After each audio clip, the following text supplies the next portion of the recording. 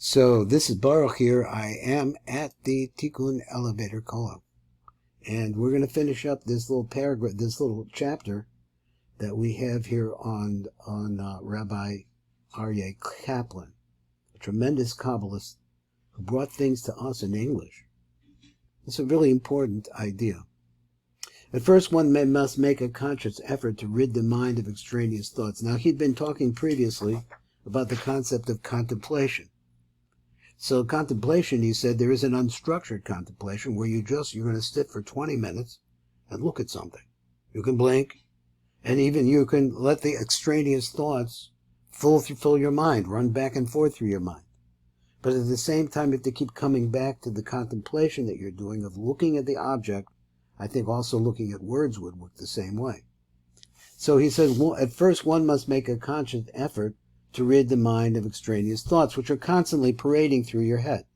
However, after a while, the object of contemplation becomes the total center of one's focus, and everything else seems to vanish. You could look at a flower. You could look at a leaf. You could look at the sun. You could look at anything, a picture of anything. The experience of looking at the object becomes highly intensified. It is as if there were nothing else in the entire universe besides the meditator and the object of contemplation. When one reaches this state, every detail of the object assumes an importance of its own. Thus, for example, if one were contemplating a leaf, or he says a leaf, every line and vein on it takes on more significance. One would see structure and patterns to which the mind would normally be oblivious because you keep looking at it. Every detail will become deeply engraved in one's consciousness. There is a great leeway in what can be used as an object of meditation. If desired, a different object can be used at each session. This is true of the object of contemplation is something perishable, such as a leaf or a flower. However, when a different object is used each time, the effects are not cumulative. It's like starting all over again.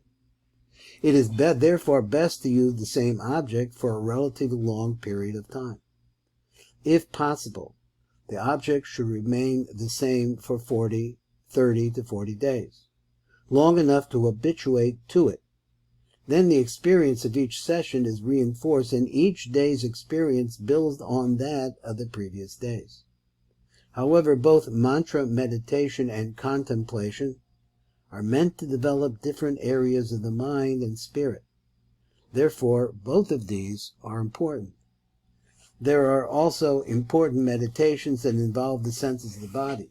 For beginners, however, mantra meditation is usually seems the simplest. Some people find it valuable to combine mantra meditation with contemplation.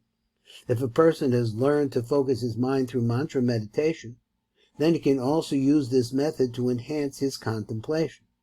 So he says you could do both. I don't know if he means at the same time. It's very easy to fill the mind with a visual image when one is in a higher state of consciousness from mantra meditation. So this is where you do the mantra meditation, then it's possible to focus on an object. In this sense, mantra meditation can be seen as an excellent introduction to contemplation.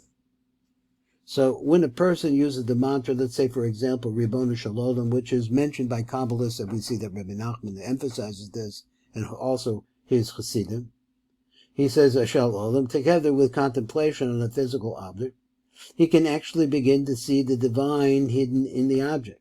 He can make the object of contemplation into a link between himself and God. The object becomes a channel through which he can experience the divine, and although any physical object can be used as the focus of meditation, several are mentioned specifically in Judaic literature, especially in the Kabbalah. Each of these has an important significance in its own right. Well, this is Baruch Fleischman, and that really is the shir here for today. This is the end of Iyar Kaplan, along with, brought to us by the holy and the great Rabbi Yosef Chaim Mimran.